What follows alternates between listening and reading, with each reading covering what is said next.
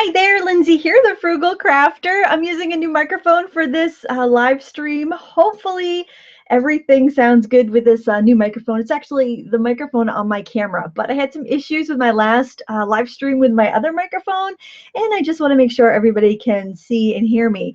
We're going to do this class kind of like a workshop. We're going to be mixing skin tones, and we're going to use a couple different sets. We're going to use our tried and true watercolors, the colors you probably have if you've been watercolor painting, just your regular watercolor pigments. And we're also going to look at some of these convenience palettes that are out. There are the brights from Jane Davenport, and I'm going to show you some skin tones I mixed with those, which sounds weird to use brights for skin tones, but it can be done. And I'm also going to show you the neutral palette, which has a lot of convenience mixes here, which you may find a little bit more suitable for the way you like to create. There's not a wrong or a right way to mix skin tones. It just depends on what you're trying to achieve with your art. So I'd like to start off by showing you a couple examples that I've done in my sketchbook. And I really think working in a sketchbook is an excellent idea because it takes kind of some of the preciousness away and lets you just create. These were done with the Jane Davenport watercolors. This was done with a neutral palette, and I did use a little bit of gel pen to highlight. And you can see that you can get very easy skin tones there. These also were done with a neutral palette, so I have kind of more of an Indian look here and more of a Caucasian skin tone here. And these two are done with a brights palette, and it did a really nice job with African American skin tone. And this was kind of, I overdid this, it was kind of a mess, but I did kind of like how you could get a cooler Caucasian tone with those paints. So we're going to just go through and do some different exercises to get our colors. And the biggest thing I want you to think about when we're doing this is that it's a matter of balancing and neutralizing color. And I think that's where a lot of people get a little confused. So first off, I think I'm going to show you how to do it with your traditional watercolor paints. That way, if you don't have one of these convenience palettes, you can make these colors. Now, you can have different colors that you prefer using. That's totally fine. But for me, I like to use yellow ochre, burnt sienna, ultramarine blue, alizarin crimson, or some other kind of rose, pinky red color. And yeah, that's pretty much it. Was that 5? I think that was 5 colors. I'm not sure. It's been a long day. There's been a lot of streaming. I'm just going to try not to dip my paintbrush in my coffee cup right now. So I'm just going to make little puddles of those colors. So this is yellow ochre. So right off the bat, this is a very earthy color, and it is kind of what you would see either as a shadow, mid-range, or highlight in somebody's skin tone. Even though your skin tones can go from anywhere from a rosy grade pale whitish pink all the way up to a rich cocoa brown, you're still going to be able to get all these colors with these 5 pigments that I'm showing you. And this is burnt sienna, PR 101 burnt sienna, in case you're wondering, ultramarine blue, PB 29. The yellow ochre is PY 43 or sometimes PY 42, depending if it's a synthetic or a natural. I think I'm going to use permanent rose. You can use permanent rose or crimson. It's up to you. They both work very well because they're both cool based. And this allows you to alter your colors to make them a little warmer, a little cooler, and it really works quite well.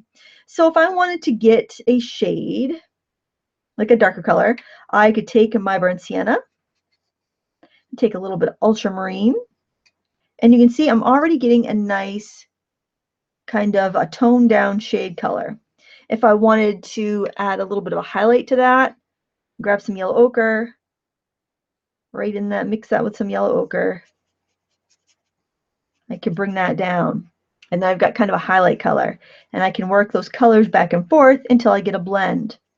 And let's say I want a peachy, I want to pink up the cheeks.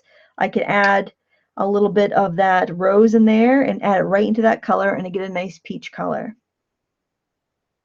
So this is a very watery mix because this would be more for a paler skin tone. If you want a darker skin tone, you're just going to want to work with a more darker mix. Now, if you find the burnt sienna just is not dark enough, like this Winsor & Newton burnt sienna I find to be a little weak, you can always go with the burnt umber. And I think if you can start off with a color that kind of is close to what you're trying to achieve, you're going to have an easier time of it. So, but you can see I can still get a pretty good dark with those two colors. It's a much richer brown there.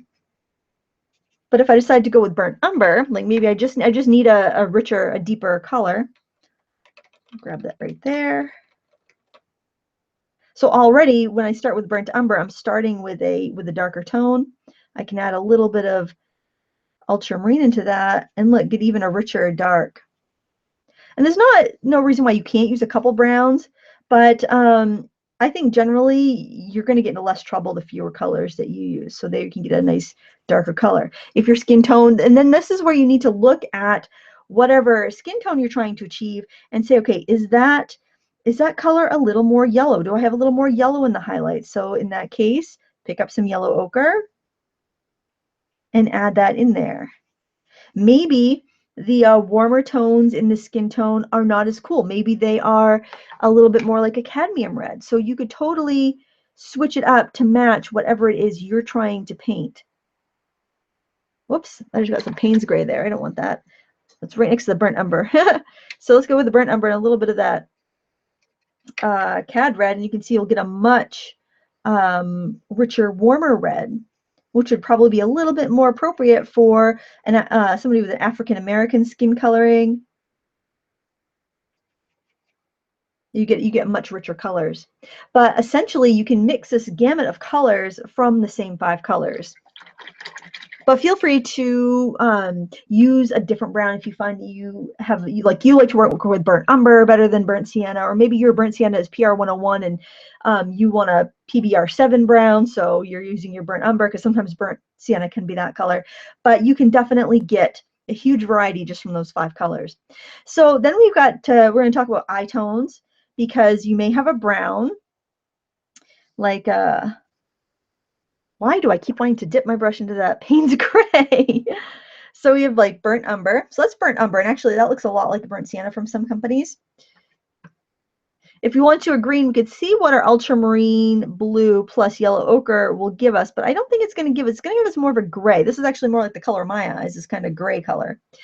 So you would want to switch up a color. So if you're going to switch up a color for the eye, you might want to make that color part of the skin tones that you're using to paint the face. So let's say I wanted a greener eye. So maybe I would add some, because phthalo blue is going to be a little difficult to mix into a skin tone. So maybe I would take a little cerulean, and maybe I would use cerulean in my skin tone mix. So that would make, a kind of a pretty, very pale blue eye color. You could add some ultramarine blue to that, you know, if you wanted that shade of an eye. And then you could take the cerulean and you can mix that with your burnt sienna. And just like a smidgen of whatever you're using for your warm color, and you could get your skin tone. So just try to recycle whatever color you're using for the eyes into the mix that you're using for the rest of the face. Now you might find that you get a nice green with the yellow ochre and the cerulean. I think it's probably not going to be a super vivid green, but it's pretty green. You know, so you could use that same skin tone if you're using that for the eye. If you want to go ahead though, if you have a green on your palette that you really love and you think would just be perfect for the eye tone you're trying to get, like this beautiful, this is Winsor Newton sap green. It's a little bit brighter than some others, but say you wanted to use that, then maybe in the shadows of another area of your painting, you might take that, you might mix that with whatever brown and red you're using, because you will need some red to get rid of that green. And you could use that for the shadows. So you just want to find areas where you can recycle those colors, the color you're using for the hair and the eyes. You want to be able to recycle those so that everything is in harmony when you're doing a portrait. Unless you're doing some like crazy whimsical portrait, and that's fine too. And that's why I wanted to talk about the convenience palettes here, like this skin tone palette, this neutral palette from Jane Davenport. It is designed to kind of have your premixes. Here's a little swatch of the colors in there so you can see. But so for this, if I wanted to just quickly sketch out a little face, we'll do some little faces in a second on some other paper. I just wanted to just draw a little face in there.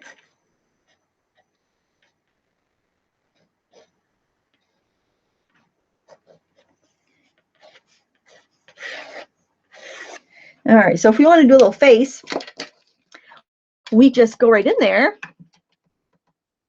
and we could grab a little bit of this brown, have this be kind of our shadow.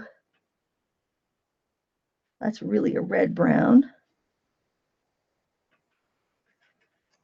Grab a little bit of the peachy color.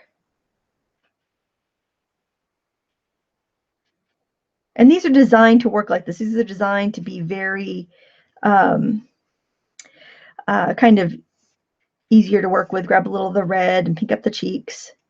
But I do find the downside to these versus mixing your own colors from your palette is that these tend to lift an awful lot. So you might have a little bit of difficulty if you're trying to like build up layers when you're doing your portrait. Oh yeah, I just used a little micron pen there to sketch that in. But because it's such a simple little palette, it's very easy just to put in some color and call it a day, you know, and not spend a ton of time mixing and blending. I could go in there with a little bit more, you know, shadow after I was done and details and stuff. I'm just throwing in some stuff just to give you an idea. This is really yellow. It's too yellow for hair, really.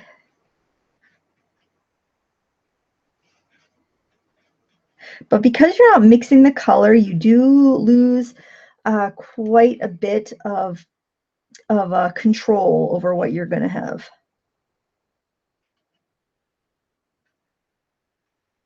So even though you get some really good, you can get some really great colors there, really easy, really great for what they're intended for, which is kind of like art journal use. You're probably not going to be able to layer as much or refine the color that you're going to get quite as well as you would with your traditional palette. But this is designed for very quick, like coloring in an art journal. And I think for what it is, it does very well.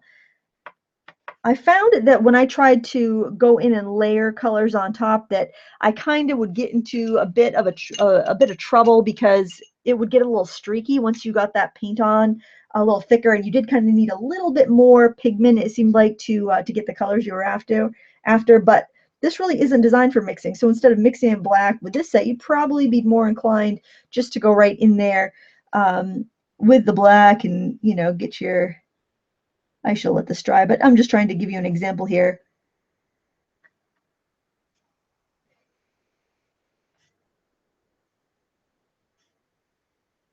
And for an art journal, you know, if you just want to get some quick color in there, it's a great way to do it. And it's very easy. You can see that took like, I don't know, 2 minutes. Should have let it dry, but it was very quick.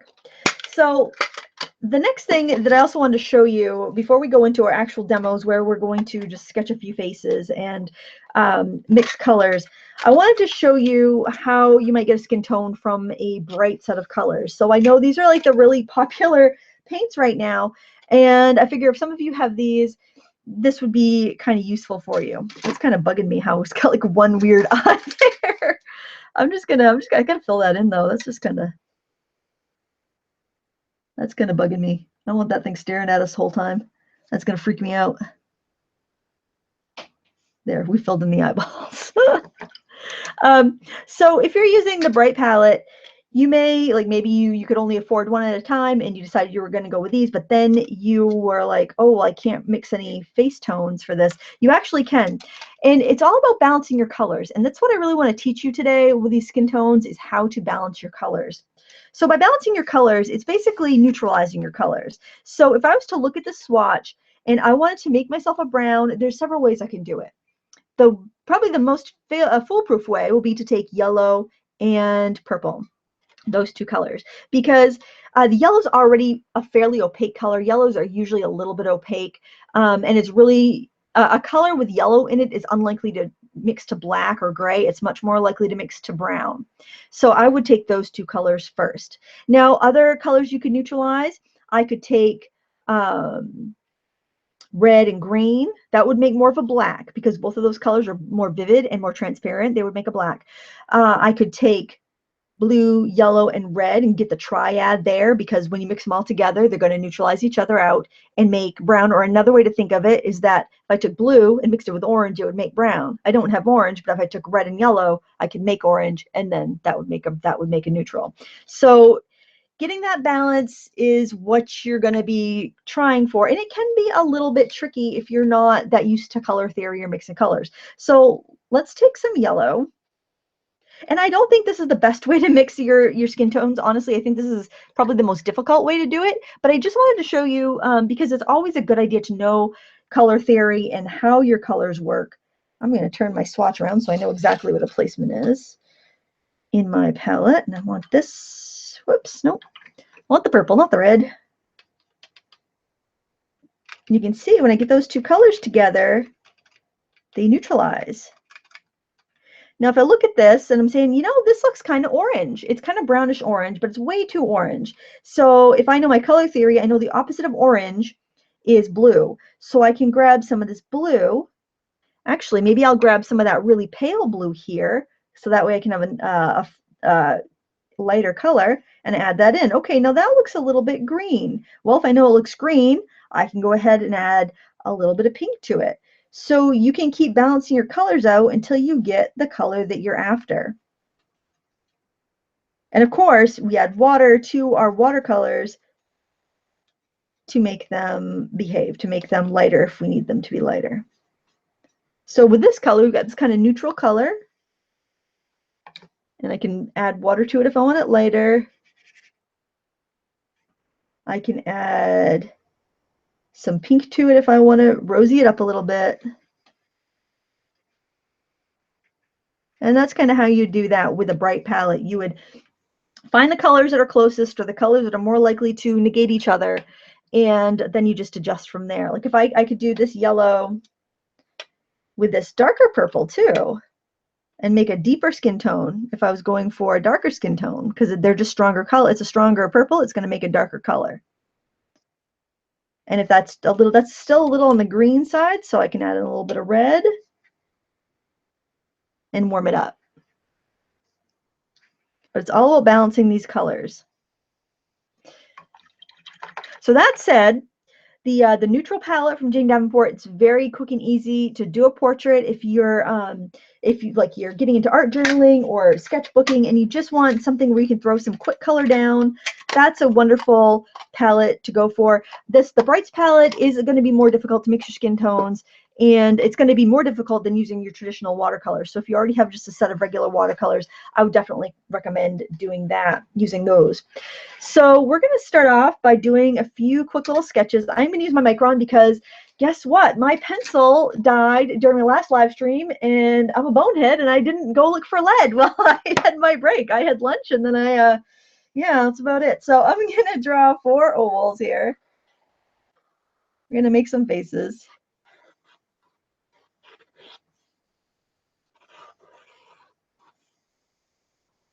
I'll do this one over here. Give them a little space here.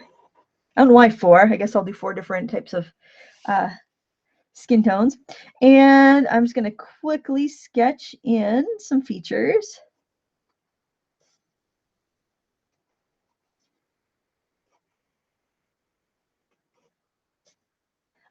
For those of you that caught the second live stream today that I recorded, I have downloaded that. I'm going to voice it over because there was some audio issues. So that it's and then I'll upload it for next week. I just wanted to let you know that's why. Well, it wasn't going to be available immediately anyway, just because I was recording those to post during vacation. But there was some pretty extreme audio issues that I wanted to deal with, that I wanted to fix. You gotta love live. You gotta love live. Love YouTube. Okay, so maybe we'll do this one. And I have to admit that I am definitely most used to sketching Caucasian people. So I have a much easier time coming up with that skin tone just because that's what I'm used to. But I'm going to do my best to get some other ones because I know that we're all different. Our skin tones are all different. So I just want to make sure we can all have something that represents us. Okay. And let's see, we'll do And then here, maybe more facing straight on. I'm not putting the guidelines in while I'm sketching this because I'm using a pen, so I don't want to have a bunch of lines. In it. I had used the Jane Davenport paint over pens. There's a color called sand, and it worked really good, except for the fact that the watercolor would resist over that pen because it is a paint pen. So I'm just going to try to keep it as accurate as I can. And if it's not, then it's more about the color mixing today.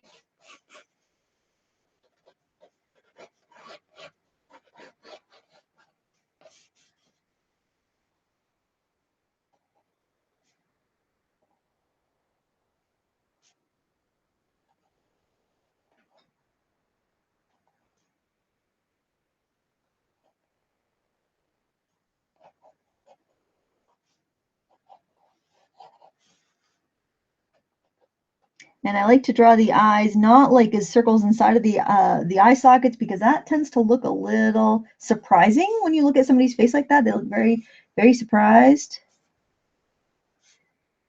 Get the highlight in there and get the pupil. I just want to get the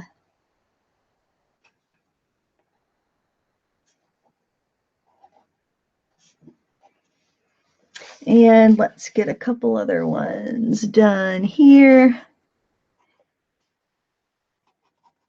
Sometimes I'll just start and just doodle an eye first, and then I'll fill in the face around it. I'm not going for anything like super realistic. I'm just trying to get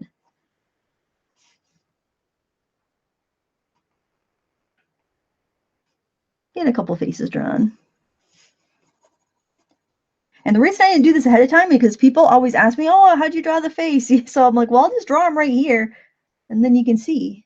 And if you're watching the replay and you don't care about seeing how I drew the face, then you can skip ahead. I hope that works for everybody.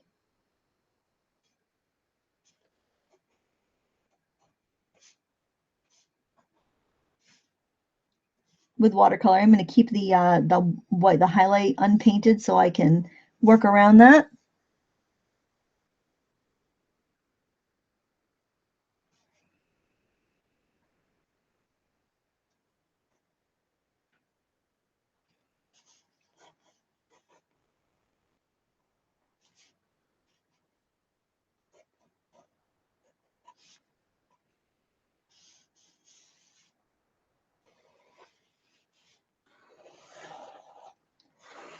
There, let this person's hair dangle down since I have all that white space in there. It's kind of bugging me.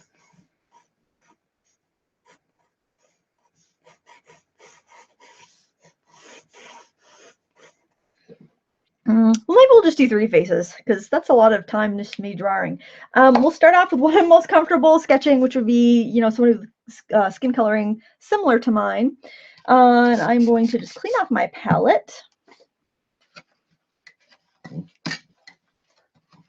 And hopefully I can stay out of that Payne's gray. I don't know why my brush wants to go to that. It's not the color I typically use. I also want to let you know I will take questions and answers at the end of the broadcast today. So if you have something the moderators can't help you with while we're painting live, you can always do that. Now, when I'm working on a small space like this, like in a sketchbook, I won't pre-wet the face because it's not too difficult to get around to everything while things are still and keeping my edge wet. So I don't really have a problem with hard lines or streakiness when I'm working this small. So I'm going to start off with my yellow ochre for this. And this would be a Caucasian skin, yellow ochre. I'm going to go in with some burnt sienna.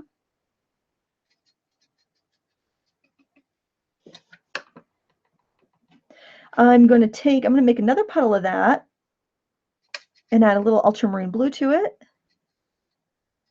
This is going to give me more of a shadow. I like to mix my colors out, especially if I'm going to work on dry paper to do a face, because we're going to do a controlled wash, so you really need your colors kind of ready to go. A little that rose color or crimson. You can use crimson too. It absolutely doesn't matter. It's up to you. I'm gonna have that near some yellow ochre because just on its own, it's a little too cool.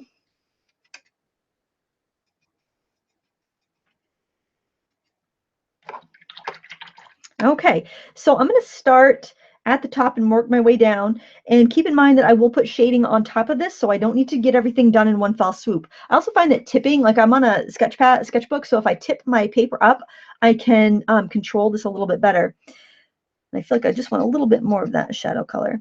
So I'm going to start up here, up near the hairline, and add this shadow, which is the burnt sienna and ultramarine blue with a teensy bit of yellow ochre. It's my darkest value. And by tipping, I'm keeping all that paint along the bottom edge, and it's keeping that edge wet. And you can, if you have a part in the hair, go up and then do the part too at the same time, because you don't want to have a gap where the hair separates. So if you do have a part, go and do that. Now I'm gonna, not cleaning my brush, I'm just dipping into that next color, and I'm adding that into that bead. I'm gonna bring that down a little bit.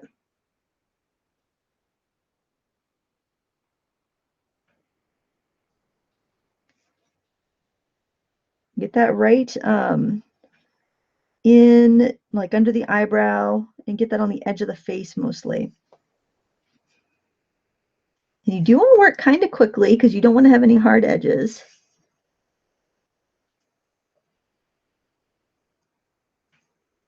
Now I'm going to grab some more of that yellow ochre, add a little water to that because it's a little dark right now for what I need.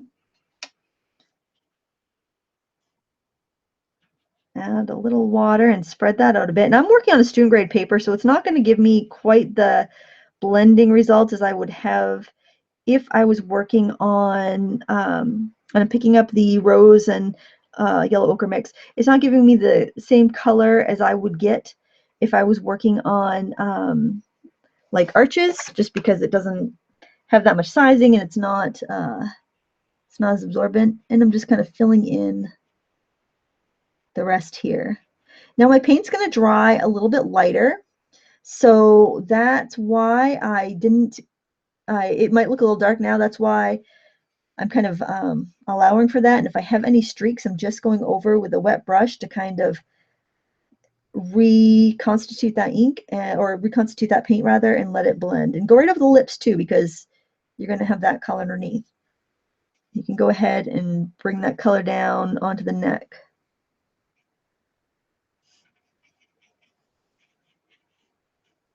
And of course, you will have more shading eventually. But it's kind of nice to get something down there right off the bat.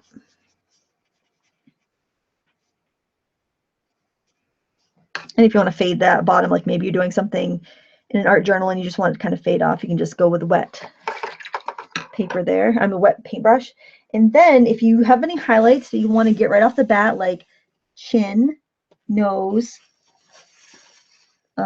over the eyebrows, cheekbones, you can do that while it is still wet. And if you need to remove more paint, like more because you want a really bright highlight, you can gently go in with a fairly stiff brush and blot. But you can see how easily those colors lift up. That's another reason I like to choose those colors, because if you do end up in a situation where you have too much paint, it lifts up really well. It doesn't stain. Or if I was using like that phthalo blue, that would stain my paper a lot more. If I've got a hard edge, rather than trying to blot it up, what I would do is just kind of scrub very, very gently. I mean, I'm barely putting any pressure there, and just kind of soften that edge. And it can go into the hair, and that's not really going to show too much, rather than trying to blot it out and having some like light areas that I didn't want. So I'm going to dry this because we do work in some layers, and right now we don't have a very smooth effect.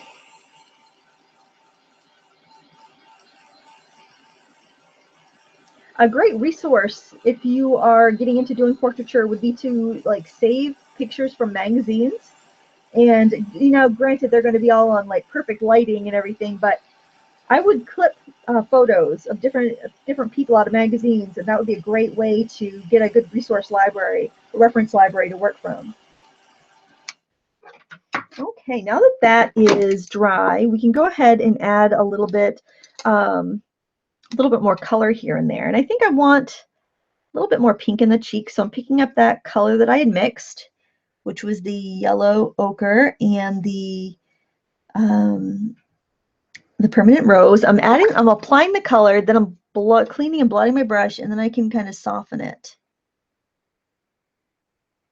Now, if you ever get yourself in a situation where you can't seem to control or you can't seem to really adjust it with the paint, you can always dry it and go back in with colored pencil or pastel. Colored pencil is extremely forgiving. It's very nice to go over watercolor with colored pencil, or pastel even, but you can really fix a lot of issues that way. And when you go on top with another color, you want to use a soft brush so it doesn't mess up your layers underneath.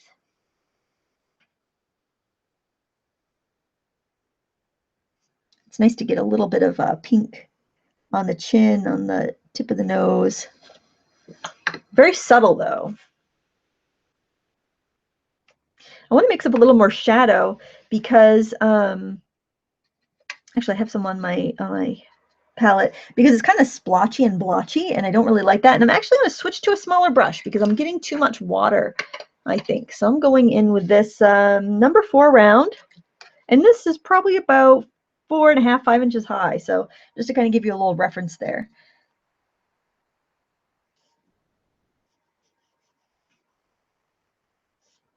I'm going to go in and just put some shadows. You want to be careful of getting puddles, because puddles are going to give you hard edges when they dry.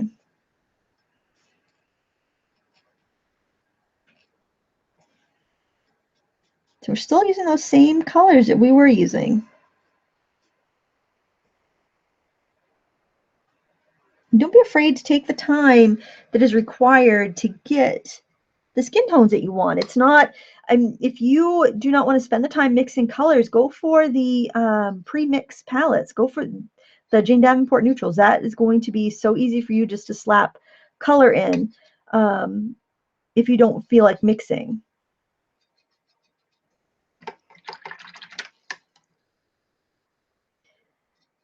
I mixed up a little bit more of that dark burnt sienna, ultramarine blue, and just a little bit of yellow ochre. And that yellow ochre is really just to kind of temper it. So think of applying the color and then cleaning your brush and spreading the color, just spreading the edge.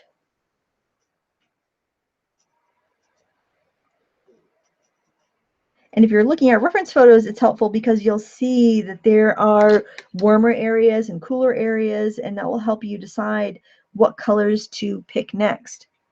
So for the lips, I'm going to go with some of that same red that I used. Use whatever red that you had been using. And so I'm going to go with some burnt sienna because on its own, it's just really bold. And I'm going to do the top lip a little bit darker than the bottom.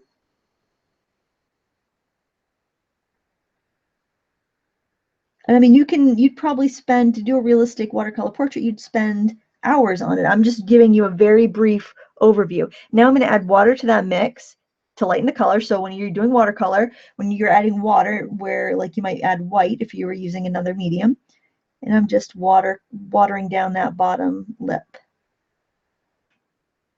And I even have that a little too dark still, so I'm going to clean my brush off and lift some of that color off. Let that dry. Now I want to go with colors I've already used for the eyes. So I'm going to go, so it's a good idea to make a swatch before you begin so that you're using colors that, so you can encompass all your colors on that first skin tone wash. So if I knew I needed a vibrant green eye, then I need to use colors that will give me a vibrant green, or I need to use a green. So I'd want to be able to work that in, like maybe in my shadows or something, so that it wouldn't look so strange when I went in with that color.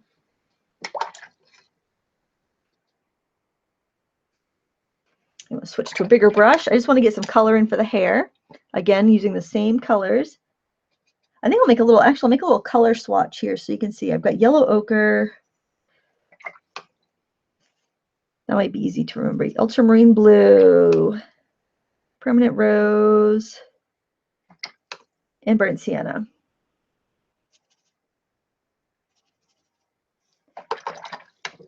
And the Winsor & Newton burnt sienna is quite weak, so just kind of keep that in mind. You might not need quite as much, depending on what brand you're using.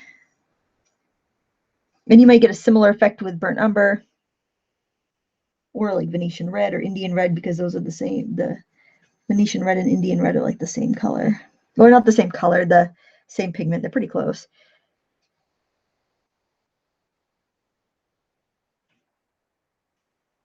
And so I'm just getting my lightest colors here for the hair, and then I'll go in and put, you know, shadows in later.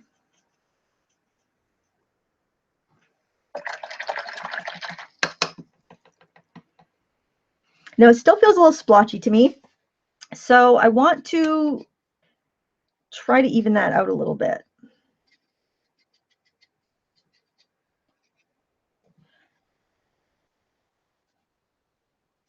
I'm going to try putting some of this warmer color around the eyes, and then spreading it out.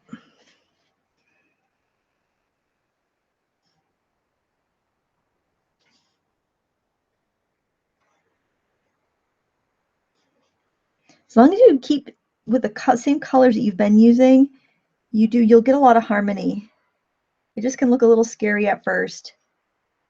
No, I can keep glazing that color right over the neck, even though it's lighter than what I have on the neck. It's going to add to that color and add a nice veil to it so that you get kind of that shadow look.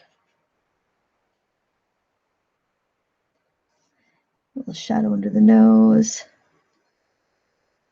And sometimes your shadows are warm. So if you have ultramarine blue and burnt sienna for your color and it looks a little too cool, try warming that up with a little bit of whatever the red that you were using. Or you can just use more burnt sienna and less ultramarine blue.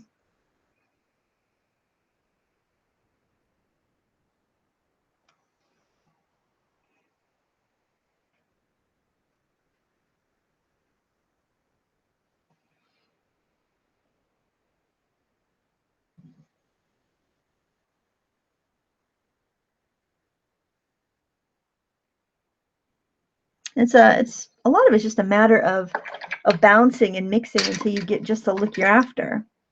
And it does take some time. I have no idea how long the stream's going to be. I hope I hope it's not too long and dull, but I want to make sure that you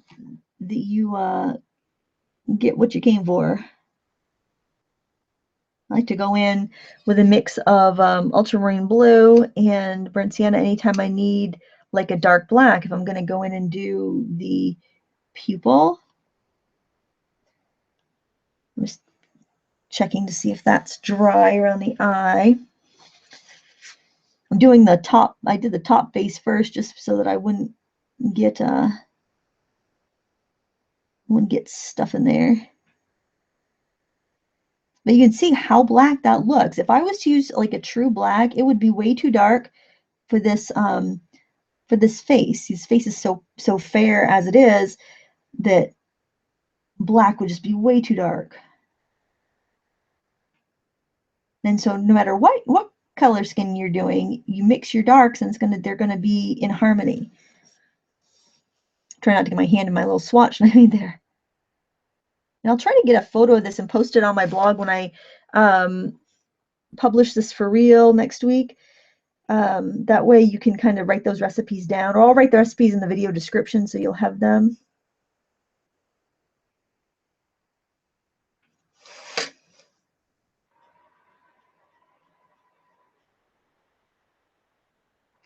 I feel like when you get those darker highlights in there, those darker features, you start to see how it kind of puts everything into perspective.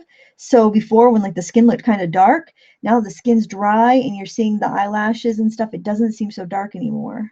It kind of makes everything normalize a little bit. So if I want to do the like kind of shadows in the hair, I'm using I can use some of that yellow ochre and use some burnt sienna. They're all going to match and look natural because we've used all these colors.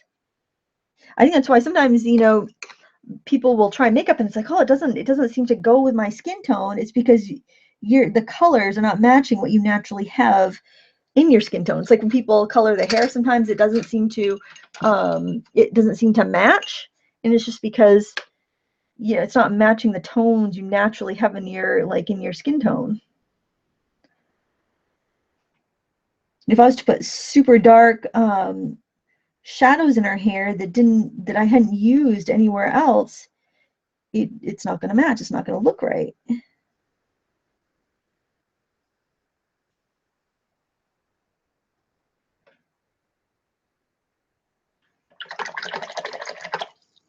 And if you decide, if you're like looking at a portrait and you're like, I need to do something, you need to adjust something, like maybe you need to thin down the nose a little bit. This nose has gotten a little wide. And part of that is I didn't really spend a lot of time sketching beforehand. And her nose, I didn't really think about her nose very much, and I was sketching that in there. But I can do little things to kind of minimize it. Like I can shade around her nose and thin it up a little bit. But it just goes to show you that you're so much better off getting an accurate drawing at the beginning than trying to fix it later.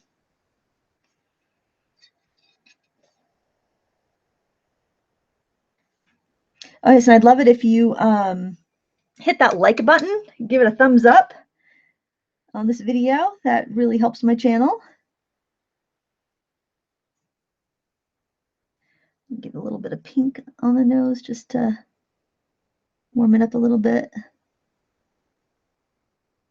And a little bit on the chin, and then I'm going to call that done. I mean, it's obviously you could spend a lot of time on it, but I just wanted to show you how I'd kind of get those skin tones. Just seeing, I might lift a little bit more out of the forehead. I get a little too dark right here. So this is my favorite brush for lifting. It's a Maxine's mop. It's a 1/4-inch Maxine's mop, and it's a shame most art supply stores don't sell this. It's more for like tool painters, so you kind of have to find it at like a supplier that sells tool painting supplies. The Artist Club online sells it. I've ordered from them before, and that's pretty much all tool painting supplies, but they carry this brush, which is really nice. I'm not like affiliated with them or anything, but I know they have this, and people ask me all the time where I got this. So the other thing I want you to keep in mind when you're painting skin tones is that it's not just an additive process. It's also a subtractive process. We add color, we take color away. If a shadow gets too warm, you add a little bit of your cooler color in it. Like that looks a little warm to me. And this is just nitpicky, but I did want to mention it in case you get yourself in a situation. I'm going to grab a color with a little more ultramarine blue in it, and I can cool that down. You know, if it looks a little too warm, add a little blue, add your cool tone to it, and use that shadow. And that's kind of how you can affect your warms and cools. And it does help to have like reference photos to look at, because I don't think well, I know I certainly don't have a very good memory, and I need to constantly, unless I'm just drawing the same generic face all the time, which, you probably have seen me doodle before, I need to look at a reference photo or I'm not going to know what I'm doing. Okay, so next I would like to work on a darker skin tone, like an African American skin tone. And we're going to be working with, I think maybe we'll go with like a burnt umber, because and instead of our rosy red, we'll go with a cadmium red. So I'm going to start off, again, I am going to use yellow ochre. I think that's a really useful color because it's semi-opaque, so it gives you a bit of a creaminess to a face, and I think that's a little easier to work with. I'm going to use burnt umber. That's Payne's Gray. I just saw it when I stuck my brush into it. I'll bring a bunch of it over here so I don't have to dip over there too often. Burnt umber. Actually, there are a lot of burnt siennas that use this pigment and look very much like that. So so use what you have and just tweak it to whatever you need. I'm going to use Cad Red because I feel like it's just a much more natural looking warm for African American skin. And I think for the blue, I'm going to stick with ultramarine blue because it's a really great, useful color. Okay, so the two differences was the brown and the red that we use, but mixing is going to be very much the same. So for my dark shadows, I am going to use the ultramarine blue and the burnt sienna. I'm sorry, burnt umber. Now, to me, that has a little bit of a green undertone. So I am going to grab a little bit of the cad red, and that's going to warm that up. So it's not very green. It gives you more of a richer color. And I'm going to apply that into my shadow areas. Oh, we've got a sound issue. Okay. Hold on a second. I just saw that the sound is bad. And I'm going to try plugging in my other microphone and switching mics.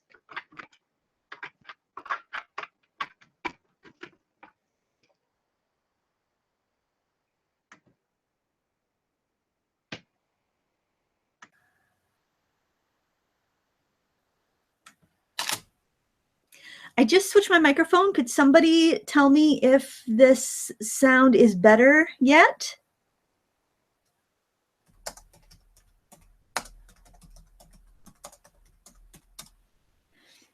If you could tell me if the sound is better, please let me know.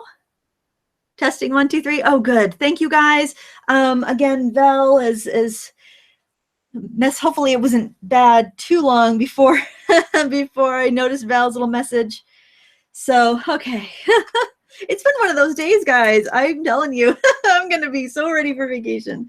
All right. I'm using a number. Thank you guys all for just being awesome and and supportive. Okay, so I've got my color, and you know what? I'm actually going to, we'll do a swatch in a second. I already got my brush loaded up. I'm going to go in the darkest areas of the face. I'm going to get the sides of the face, a little bit under the cheekbones, a little bit under the chin. I think I can skip around enough because this is such a small area. And I'm going to get in my darkest areas, under the brow bone. And remember, it looks real dark until until it kind of fades out a little bit, because we have our, the paint dries a little bit lighter. And then I'm going to go in with the burnt umber just on its own. And I'm going to work into those edges. And you can go right over the lips.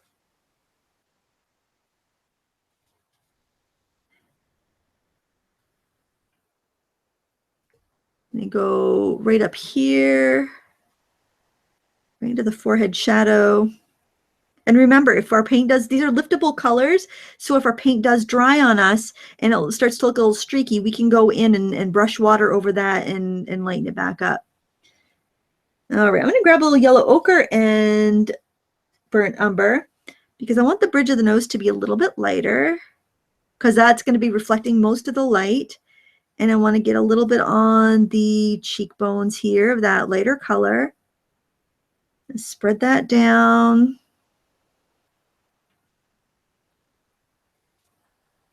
And I am going to clean my brush because I feel like I want to blend out some of that.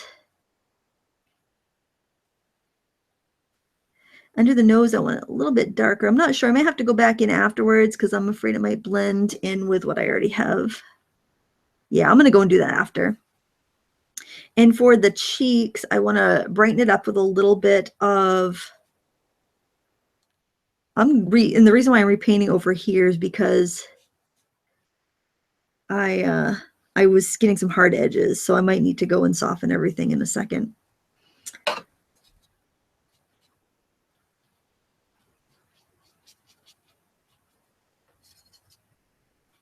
I get my shadows in there. I have the neck a little thick, but I'm going to be able to thin that out when I do the hair. All right, I'm going to grab some of that cad red and a little bit of yellow ochre, and that's going to go in the cheeks.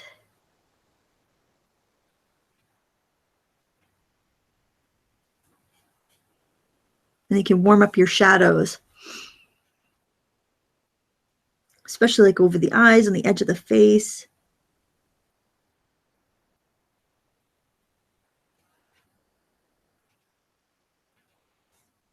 And I want to smooth this out a little bit. I'm feeling like these colors are not being as smooth for me. I'm actually going to try this brush here. It's a little bit, it's a synthetic, but it's a little bit more firm. So if I get everything on the face to the same degree of wetness, the colors will blend together and I won't have the streaks. I'll probably have to go back in and put in some of the shadows and highlights, but I'll get the streaks gone, and that's really what I want. Maybe I should have wet the face first on this one. I was afraid I wouldn't get my colors rich enough if I did that, though. But you can try both methods and see what works better for you. These paints right here are Winsor and Newton. I just peeked at the chat. I think that was what the question was. And again, if I'm getting like a hard line at the edge of the face, I can push that color out into the hairline a bit because the hair is going to be darker and it's not really going to show. So I'm going to go back to that softer brush because I do want to layer a little bit on top. And I'm going in with a mix of the yellow ochre and the cad red. So I'm going to apply, clean, and blot my brush, and then spread it out a bit.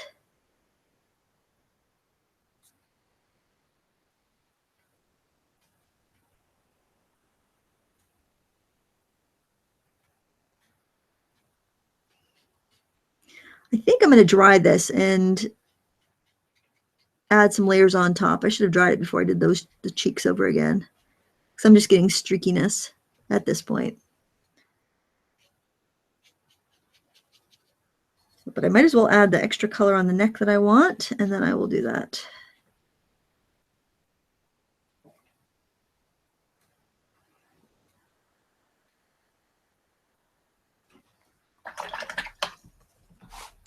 I do want to soften up the skin a little bit. I'm going to go in with the Maxine's mop just to kind of soften things before I dry it.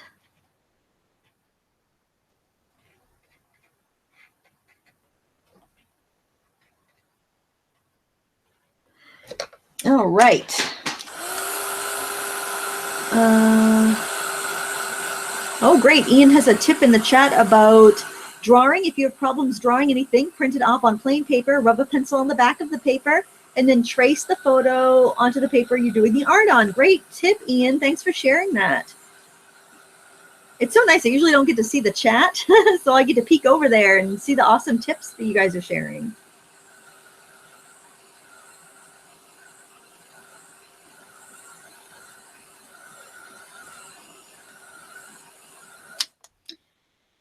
All right, that feels dry. When your paper is dry, like after the heat has come off it from the heat tool, if you touch it with the back of your hand and it feels room temperature, your paper is dry. I just dripped a spot of water on this one though, because I apparently had water on my hand. And now I am going to do some more shading. When you need to do a layer, if you dry your paper, it does really help. So I'm going to first start with the cheeks. Oh, that's much better. I'm not getting so streaky. So I'm going to apply color, blot my brush, and then just spread at the edges so that I don't have a hard line.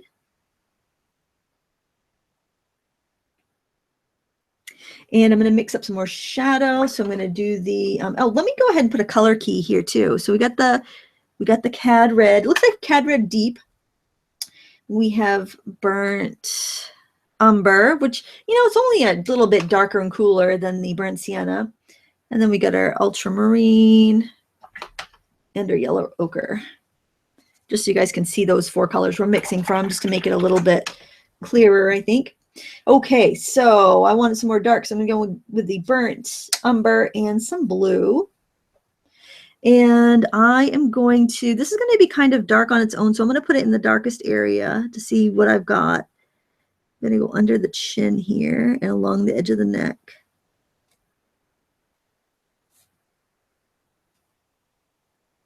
And then clean brush and blot it and spread the edge. That's probably the easiest way to get a controlled color. I feel like I want a little bit more warmth on the neck, so I'm going to go in with that yellow ochre and cad red mix to warm it up a little bit. I'm back in with the dark. I'm going to pick up a little bit of that warm color into that dark color because I think that really looks nice. And I've noticed it seems like the shadows on darker skinned faces is a little bit warmer.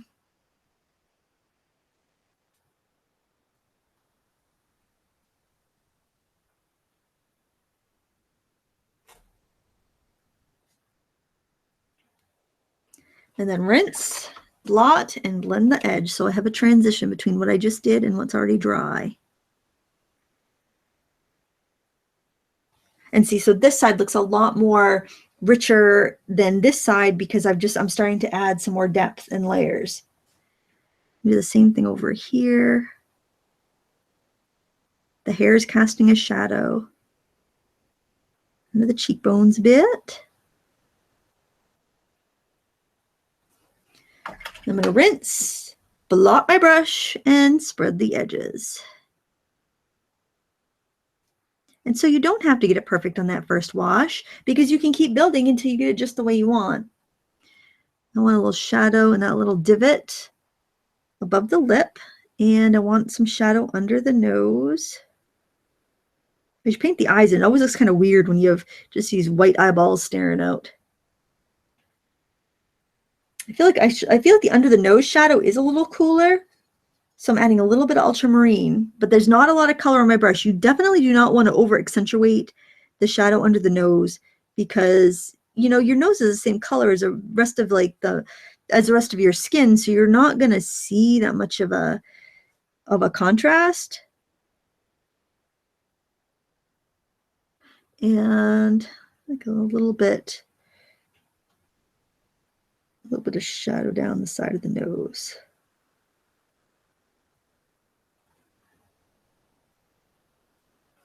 I do want to give her some eye color. And I think I'm going to switch to a smaller brush because that's not a lot of area to work in. And even though I could get the control with a bigger brush, you're just going to carry so much water that I think that could be problematic. So I'm going to start off with yellow ochre. And I'm going to go in and get that yellow ochre, especially on the bottom parts of the iris.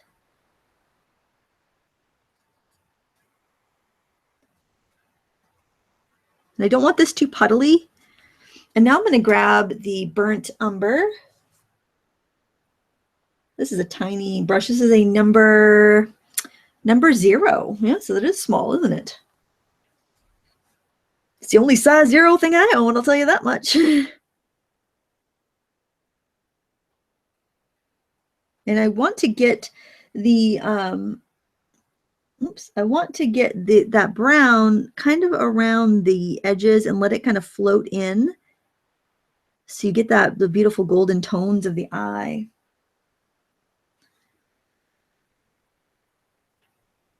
A little more water in there. That's the thing about these the smaller brushes is they just don't hold that much paint and water. So it's something to get used to after you're used to real big brushes. I'm not going to go into a lot of detail. If you want more detail on how to paint an eye, I do have a video on that. And now I'm going to go ahead and make up a nice dark color for the eyelashes. I'm going to go in with my burnt umber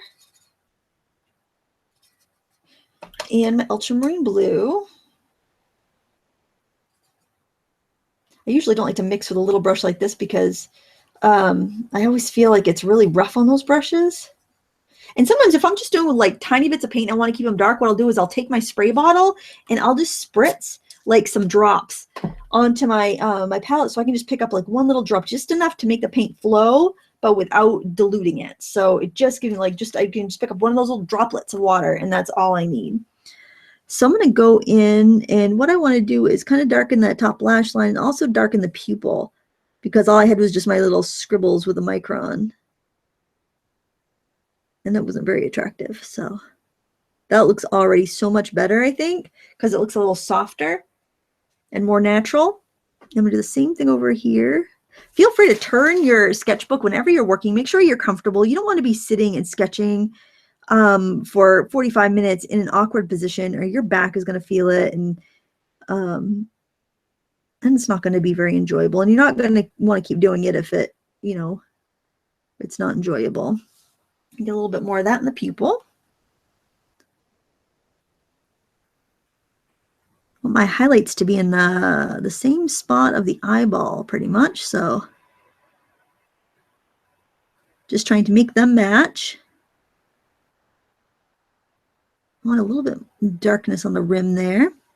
And then on the whites of the eye itself, because I have a lot showing here, and there's such a contrast between the skin tone and the whites of the eye, especially, I want to go in with a little bit of that kind of burnt sienna and ultramarine, really watered down mix, and just get some of that in there so it looks a little more natural. And then in the little corners of the eye where you can see the membrane, we want to put that in with a little bit of that cad red yellow ochre mix. A little bit brighter. And we don't want her to look like she's bloodshot eyes, but we want it to look kind of lively. All right, I want to get the hair in and the lips in. Let's get the hair in first. And I'm going to go ahead and use my mix of, actually, I'm going to use the burnt umber first so we get our highlights.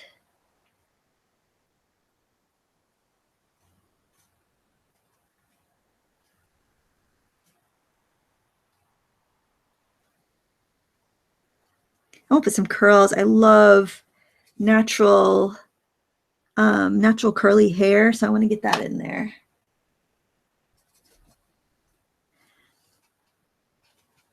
I think everyone who has straight hair wishes their hair was curly, and everyone who has curly hair wishes their hair was straight.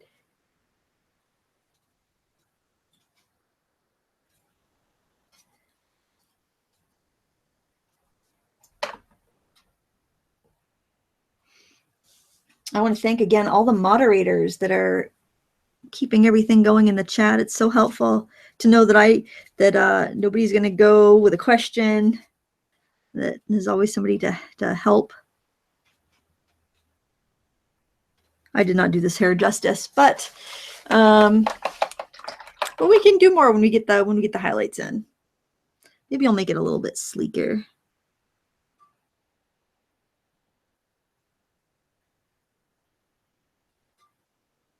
I wanted ringlets, but I think I need to do that with the shadows.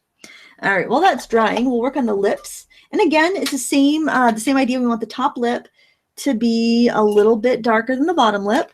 I'm going to go ahead and grab some of that cad red and put it right in with that mix of ultramarine blue and burnt umber rather. I'm going to go ahead and paint that right in on the top lip.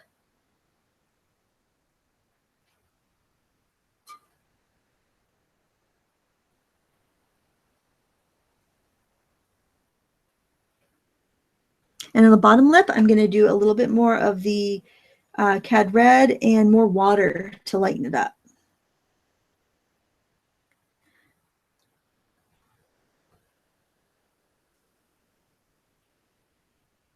And if you want a serious highlight, you can use the Maxine's mop or whatever you use for a lifting brush. And you can scrub a little bit out in the center. And you can almost just wipe it up with the brush itself. And that gives you a nice natural look. I feel like I want a little more color there though. So maybe I'll just drip in a little bit of color.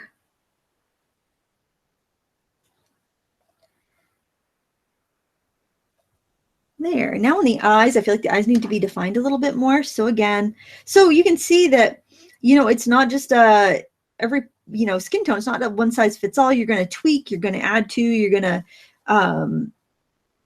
adjust until you've got just the right, thing for your portrait that you're doing. Now I'm just showing 3 examples today. So there's obviously many more variations that you can explore.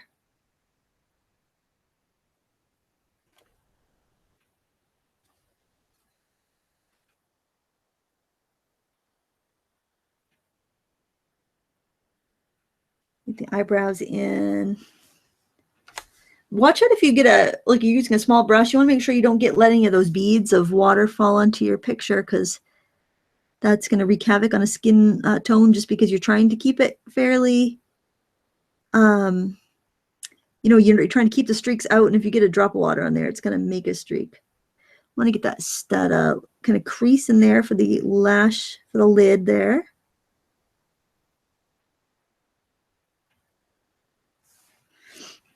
And I think the lips are probably dry enough that I can do, well I think they are. Just want to do a little bit of shadowing. I want to get that the line between the lips separated a little bit. Just darken them a little bit, shade the upper lip a little bit more.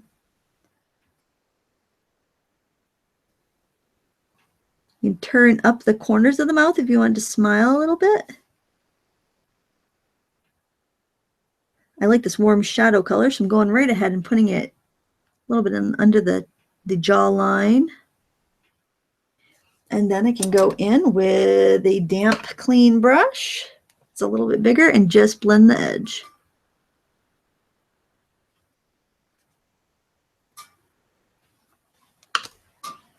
Okay, now the hair was giving me a little bit of trouble. I'm going to try to add some kind of ringlets in. So going with my burnt umber and the ultramarine blue. I have to say that I'm finding I just got these Winsor Newton paints, and I'm finding they're wearing very quickly.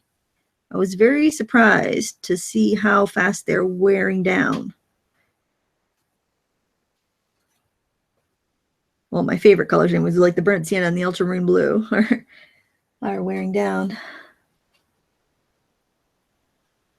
I just want to get some ringlets in there.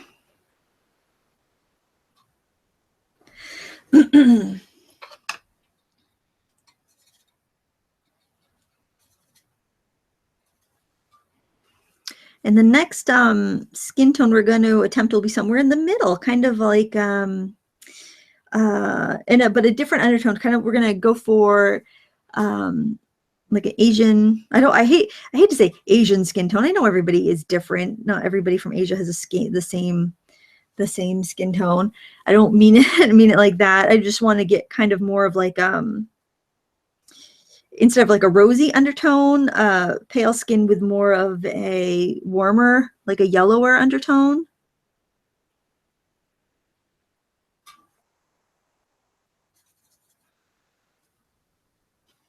It needs to be a little bit darker. So when I want that brown darker, I go for more ultramarine blue.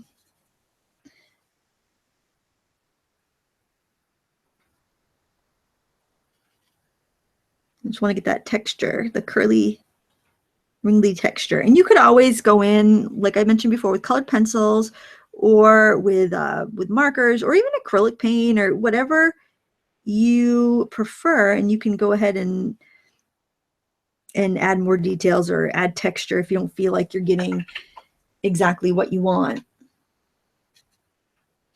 I think that's why mixed media is so popular, is because you can keep adding more and you're not done until you decide you're done. And I feel like I just want those cheeks a little bit pinker.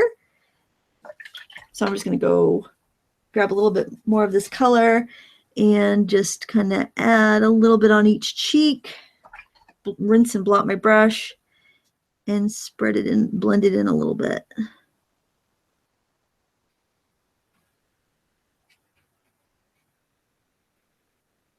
A little bit under the nose and the chin.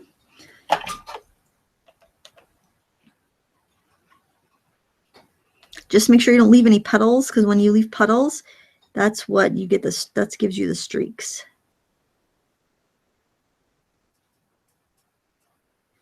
And maybe a little bit shading on each side of the nose, just to give it a little bit more shape. But like I said, if you just wanted to color an image quickly in your art journal, you don't have to go, you don't have to do this much.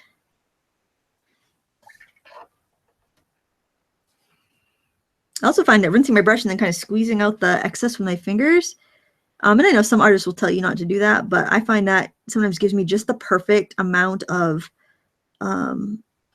moisture in the brush to lift. Okay, and then, if you want the lips pinker or you want, any shadows deeper, you can go ahead and and adjust. So that before the lips looked very natural, this makes it look like she's got a little lipstick on. You can do whatever you prefer. All right, so the last one we're going to do, we're going to move over to this one and do more of like a yellow undertone skin tone. So we've got one with more pink undertones, one with more red undertones, red and brown undertones, and we're going to do one with more yellow undertones. But again, we're going to find that we're going to be using just about the same colors. And if the moderators can't help you with your questions, I will take Q&A at the end. So we're going to start again with yellow ochre, and that's going to be our most predominant color. Now for our shadows, I think that we're going to be, we're actually going to do better. I think we will probably need some ultramarine just because we're going to need some like darker colors for the hair. But I think we're going to also want a little cerulean because ultramarine is going to be a little strong. So, and I'm also going to use burnt umber instead of burnt sienna because it's a cooler brown, which I think is going to go with the skin tone a little bit better. We'll do cerulean blue because it's a softer, more gentle blue with a little green undertone, and a little bit of ultramarine blue because I think we're going to need that too. And I am going to go with the rosy color.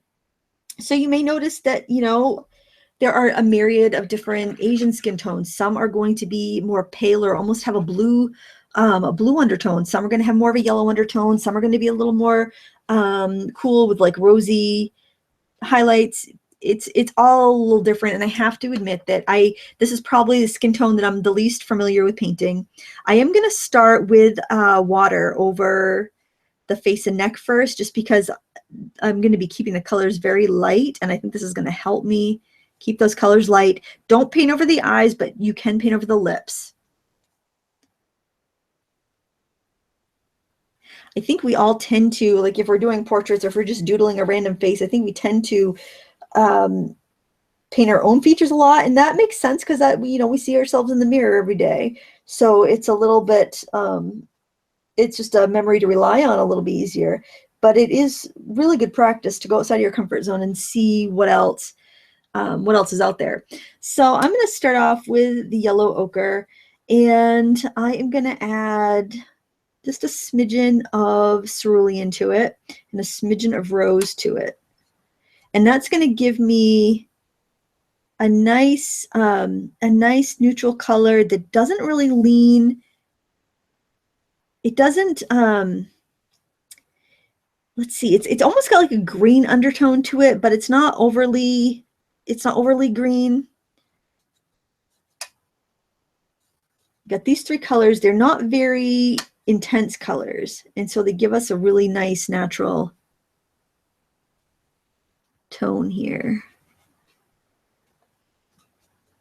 Does have a little bit more of a gray undertone, or maybe it's just like overall a cooler undertone. I am going to mix a little bit more of the rose in there and put that in the cheeks. Got too much water in my brush. And I'm going to spread that out a little bit because I don't want it too rosy. Now for shadow, I'm going to go ahead and grab a little bit of the burnt umber, and I'm going to grab a little bit of the ultramarine blue and a little bit more of the cerulean because that's what we've been using, and that's going to give us a soft shadow. I'm working with much softer colors here.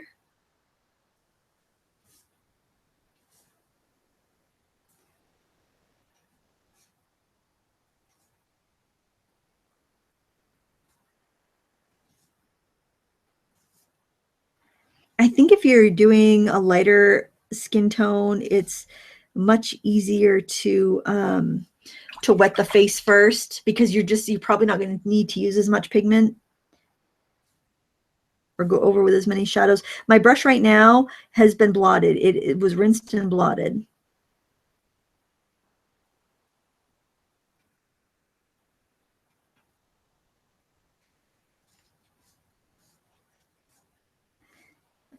Right. I have a feeling that might fade out a little bit more than I want, so I'm going to put a little more color in there.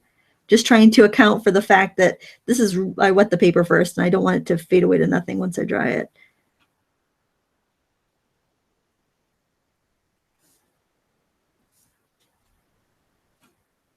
Also want a little bit of that pink in the chin, I think. Okay, I'm going to dry this, and then we can layer over it a little bit.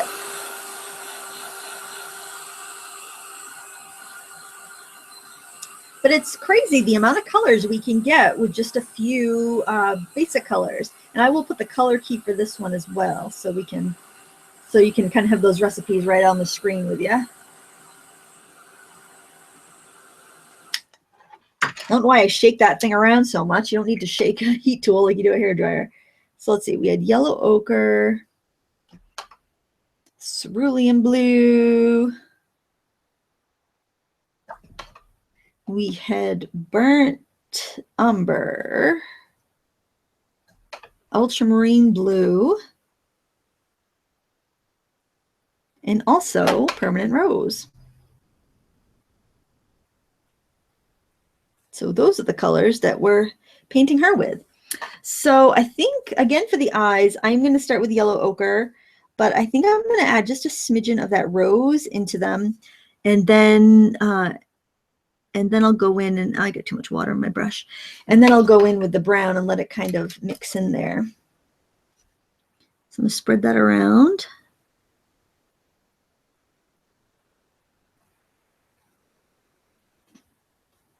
And then do the burnt umber. A lot of times I'll go right to the pan and pick up my color right from the dry pan of color, so that I won't get any more water than I want.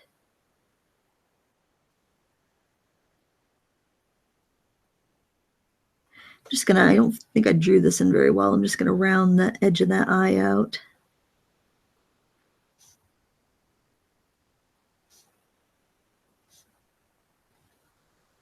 You're not going to see that as much of the crease over the eye like you do with a Caucasian or an African American face.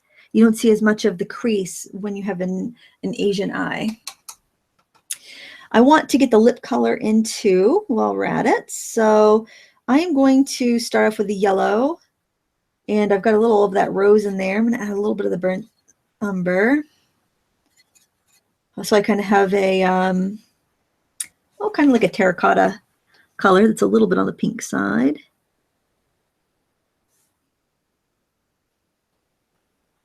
Actually, I think I'll do the whole thing this color, then I'll go and add the shadow on the upper lip.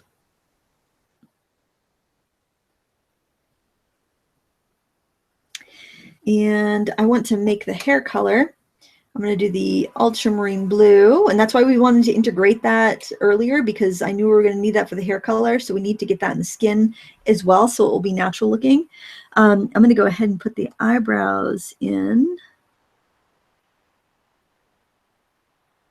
Generally, your features are quite dainty on Asian faces. I hope that's not an offensive thing to say. I apologize in advance if I've referred to anybody in a way that you do not prefer to be referred to as. So there. Let's see. And I want to darken around the eyes a little bit, but I can't do that till the eyes dry. So I'm going to go ahead and start painting the hair. Now, the undertones in the hair are actually going to be more blue. So I know that seems kind of weird, but I've got ultramarine blue, and I'm getting some of the burnt umber in it, but it's really going to have almost like a gray blue undertone. So we're going to go in and put that in first. And that's kind of not only an undertone, but if we have any highlights peeking out, that's actually going to be the highlights that show. Very cool undertones.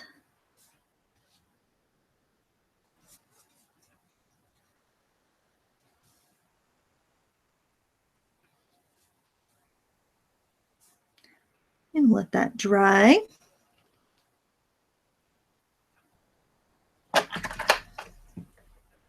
Okay, I'm going to just blast this with the heat tool real quick so I can get in to the eyes again.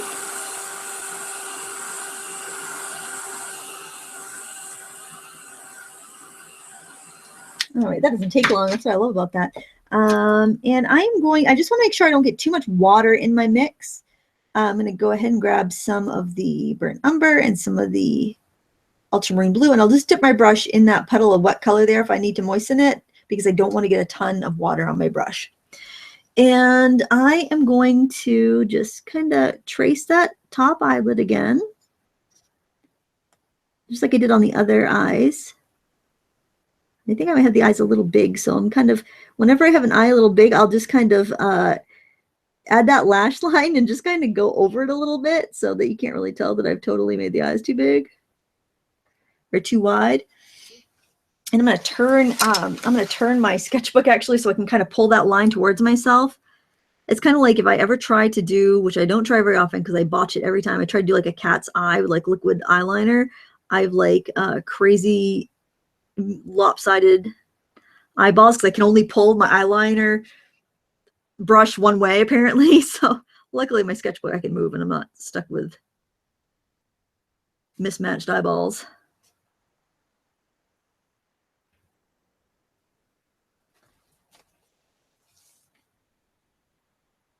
There, that's pretty. Okay. And I think it also helps if you look at your picture, and I know I mentioned this before, but if you look at something from a different angle, it can help you see if something's off. I find somebody's taking a picture of something and then looking at the photograph, I could see what's wrong with it, where I might not be able to see what's wrong with it otherwise. Making up a little bit more of that because I need it fairly concentrated. You've got to get the right amount of liquid on your brush so that it'll be dark enough to be opaque for like your eyes, but it will be loose enough that it will come off your brush. Okay. And I'm going to add a little bit of brown, just taking that brush that has that dark on it, adding it into my pink and brown mix. And I want to go and kind of define the mouth a little bit more, add the shadows on that top lip.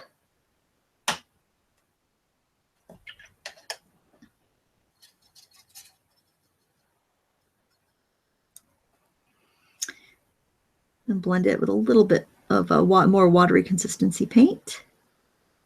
And then that's a really pretty color. I can grab a little more yellow ochre and pick up some of that. And that could be a really nice, kind of like definition color on the nose. So, you know, apply it, rinse your brush, or even have another brush handy that you can blend with.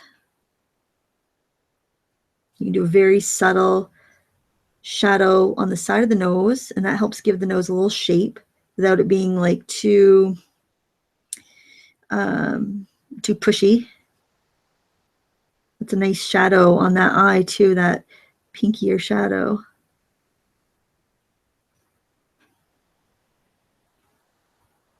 So, you know, I guess the moral of the story is to really look at the skin tones that you're trying to create and see what you see for undertones. You're going to see green shadows. You're going to see blue shadows. You're going to see pink shadows. You know, you really stop and you look at what the colors in the shadows are and whether they're warm or cool.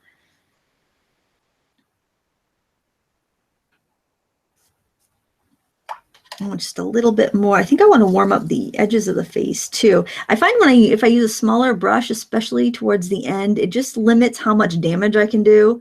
So if I'm going in with a small brush at the end, I'm only going to affect so much. I'm not going to be able to like mess everything up. So that's kind of what I do. I kind of work smaller.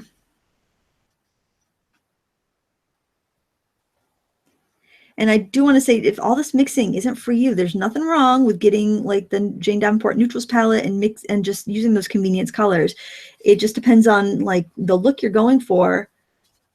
And I think it's all valid. I think those quick little art journal portraits are really adorable.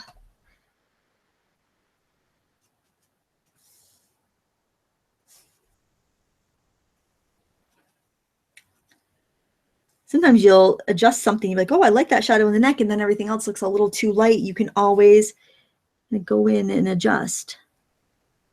I think a lot of people think watercolor is just permanent. Once you've done it, it's done, but that's not the case.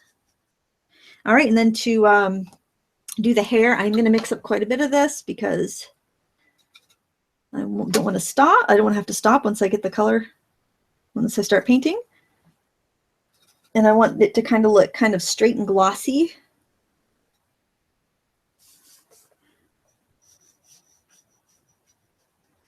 So I am going to leave some areas just kind of so you can see that gray through. So I've got kind of a highlight, and you could obviously go back in with a gel pen if you wanted to get super shiny highlights. I'm just going to try to keep my highlight right around there. I probably do have a little bit more water than I need in my mix, but I can always go over with another layer if I want to.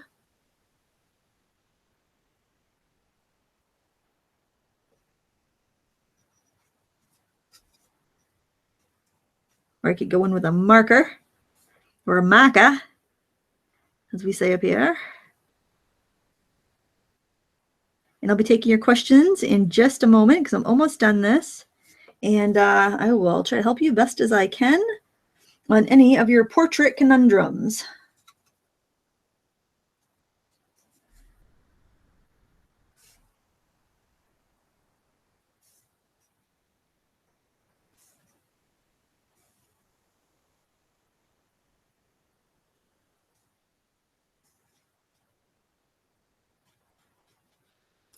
All right, I might fuss around with this a little bit later, but I'm going to let it dry for now. And there you have 3 different examples, 3 different color recipes that you might find useful. And I'll show you real quick that really quick little sketch we did. You know, it doesn't look terrible. It's a very quick and easy you know, way to throw down some colors on a quick little fashion illustration. So, you know, do whatever you feel is right for the way you like to work. So I'm just checking out the questions now. If you do have any questions, go ahead and throw them in the chat if you are watching live. And if you're watching the replay, then you can just kind of hang out and listen to any questions. I'm going to, question, what kind of brushes did you use? The brushes here with the gray handle are a synthetic squirrel, so they're very soft and absorbent. And the ones with the red handle are synthetic Kolinsky, so they're a little more springy. Claire Allen asks, I struggle with male faces, especially beards. Any tips?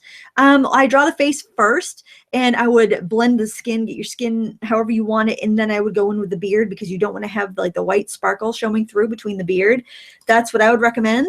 I'd also recommend maybe sketching it on scrap paper and transferring it onto your good paper. So if you mess up, you can easily just go ahead and transfer that again onto another piece of paper. But yeah, you definitely kind of want to work with a layer in that fashion. Unless the beard is white, then you would need to leave some of that out.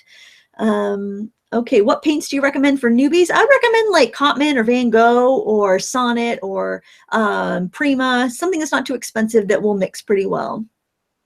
Oh, Kim had the exact same question. Same answer for your question, Kim. Let's see.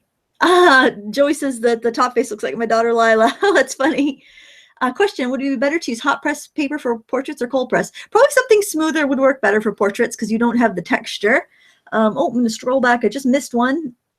Oh, what measurement is my paper in grams? Oh, this is 140 pounds, so that would be about 300 grams, and this is 9 by 12, 9 inches by 12 inches in size. Have you tried I love a wild carrot appeared asked if I've tried the Canson XL mixed media paper. I love it. I actually have my art journal right here with it, and I'll show you a portrait real quick. This is the one of my life book lessons. I did that on gouache on the Canson XL mixed media paper. I love it. It's cheap. It works great. I really recommend it. Laura wants me to do a video like this for male. Well, you know what? I would have to practice a little bit, Laura, because I don't sketch men very often, but if I can come up with something I like, then I totally will. Question, where can I share with you my versions of your paintings? You can do a couple different things. What I see mostly, honestly, is when people tag me on Instagram. For some reason that pops up on my phone. I'm not that technically savvy, and for whatever reason, I always seem to see the Instagram notifications when somebody snaps a pic and then just tags me, like at Lindsay Weirich on Instagram. And I do not mind if people tag me. I heard that like it's rude to tag people, but I would never see anything if people didn't tag me. I'm clueless, so tag away. Or also you can share on Facebook, or if you don't want to share it with the world, you can send me a private message on my Facebook business page, facebook.com/thefrugalcrafter. Let's see. Okay, I think I'm caught up on questions. I'm just going to scroll back a little bit and see if I missed any.